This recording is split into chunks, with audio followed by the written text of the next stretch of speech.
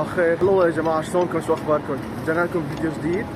اليوم حنحكي شوي شغلات على كيف كنا عايشين بدبي، وبنفس الوقت فلوج، فانتم تكونوا عم تستفيدوا، عم تشوفوا شلون وضع حياه انسان موظف عايش بدبي، وبنفس الوقت عم اورجيكم يومي شلون بقضيه، شو على الشغل، كميه مواصلات عم تاخذها، وكيف الناس بتقول لك انه شلون بيمشي اليوم بدبي. فخليكم معنا. بس نبلش. بس قبل ما نبلش، هون في عندكم اشتراك، اشتركوا بالقناة، حطوا لنا لايك واشتراك، اشترك، اشوفك اشترك، ويلا صباح الخير. هلا ما بيعرف، انا جربت اسوي هذا الفيديو من قبل، هلا عندكم شوية لقطات، ولكن حسيته مو ظابط، وكنت عم اتعلم من الموضوع.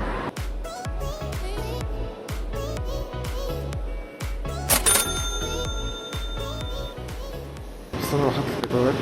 هلا بشكل عام خلينا نقول انه نحط بين الباص، ما بعرف بس اصور لكم كثير.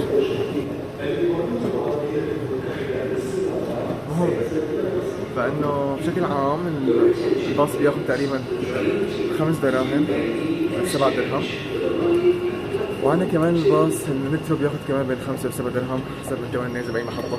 تمام. بس في شغله كثير مهمه، انا عامل اشتراك في زونات، مقسمه زونات، فانت بتاخذ 230 درهم كل الشهر. بس والله انا لحق المترو.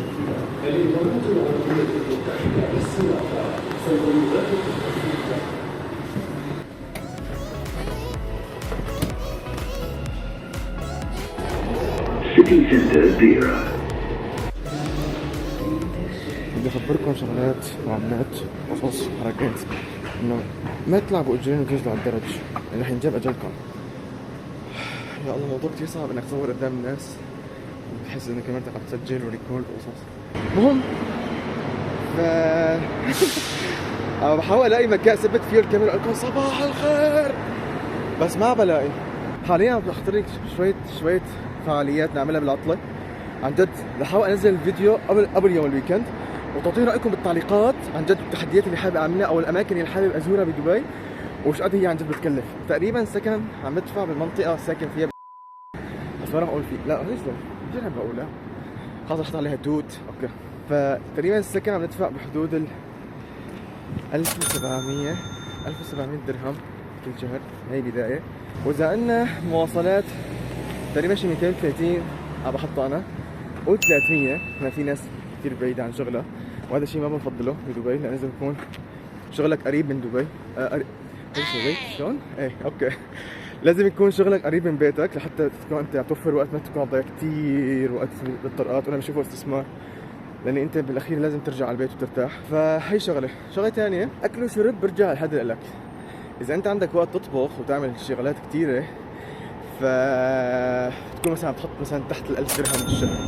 اذا انت بتقضيها وجبات جاهزه على فطور وغدا وعشاء، فما راح يمشي معك الحال وتحط 2000 درهم تقريبا كل شهر، هو which is يعني كثير. هلا الحين ناخذ وجبه هيك سناكايه خفيفه. حاليا في سوبر ماركت، ما احتاج لاخذ، ان شاء الله نلاقي شغلات طيبه. هي منيحه. موضوع فتح الكاميرا عم تكون صعب علي، نشوف شلون نظبطها. عندنا شي نشربه. بدي قهوة. لقيت القهوة، ولكن لا يوجد ظروف. شغلات تكون نجربها أول مرة أوريجينال، يلا نجربها، الله يكون معنا. طيب حاليا خلصنا، أخذنا كرسون ظرف نسكافيه. يا جماعة الرهاب الاجتماعي راح اقول له باي باي، خلص جوارة دبي ترحب بكم. خلاص عنده مشكلة يجي يحكي معي على السريع، حالكم عندي. هلا احد الشغلات عن جد يعني انا حابب عن جد تعرفوها اكثر، انه في ناس بتفكر انه العيشة في دبي كثير سهلة، صعبة، بس لازم يعني هي سهلة، بس لازم تعرف تتعامل معها بذكاء. وصلنا على المبنى، ان شاء الله يكون عمو اللي وراي حطلع علي. I'm coming up now. Thank you. جماعة يا اما تكون وجوه مشرقة يا اما تكون وجوه كئيبة، فانا بدي اجيب اجل وظيفة. صباح الخير.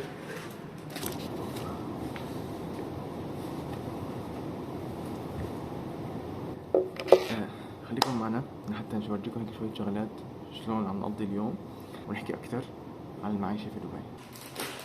مبدئيا سوينا كاسة نسكافيه يا جماعة، ودخل علينا رفيقي وحكينا، واخر شي اكتشفت انه الكاميرا ما عم تصور الكاميرا، وانه الموضوع محتاج صبر كثير، وانك تبلش على اليوتيوب عن جد موضوع صعب، يعني انت عم بمسك انا كمان موبايلي بايدي وفي كثير ناس طالعين فيك تزورك وانت عم تصورني. ليش انت عم تصورني انا فايق من النوم؟ عن جد هيك منظر الناس اقسم بالله. عن جد موضوع مضحك يا جماعه لما يكون واحد عن جد جن خلص. اي فان الناس بتخجل لما تطلع وتحكي قدام الكاميرا انه اطرح حالكم كثير شغلات، واكتشفت بالنهايه انه اذا حابب تنجح في الحياه بمجال صناعه المحتوى بلش من اليوتيوب، بس لا تخجل قدام الكاميرا. بالحلال تفضل. شفتوا شلون؟ حطوا زر الاشتراك حتى نوصل ل 10,000 متابع. فيلا خلينا نروح بالاشتراك. وصلنا على المطعم فطلبنا رباق مصبي وجبتي المفضلة. تفضلوا اشتهيتكم. بأمانة هي طيبة وأنا متعود عليها، بيني وبينكم رخيصة. حاليا هيك وجبة مع كولا تكلفك بحدود 20 درهم. 20 درهم كويسة فيك تتحملها يعني. نشوف شو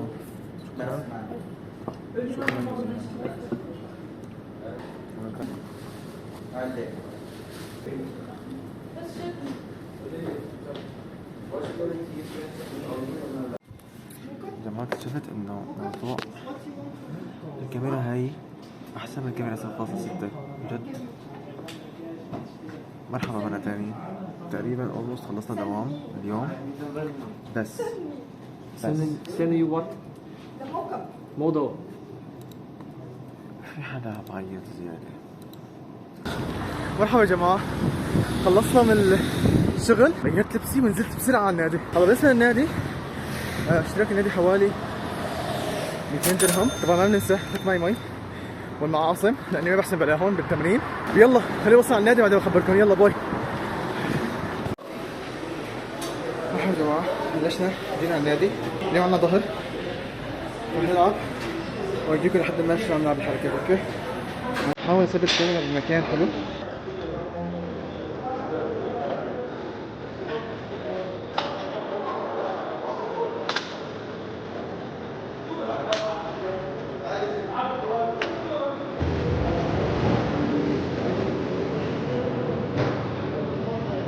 وهيك يا جماعه بنكون خلصنا تمرين اليوم. تقريبا اليوم انتهى، فرح ارجع البيت اتعشى. فبتمنى المقطع يكون عجبكم. ما تنسوا تنزلوا الاشتراك تحت. يلا بشوفكم.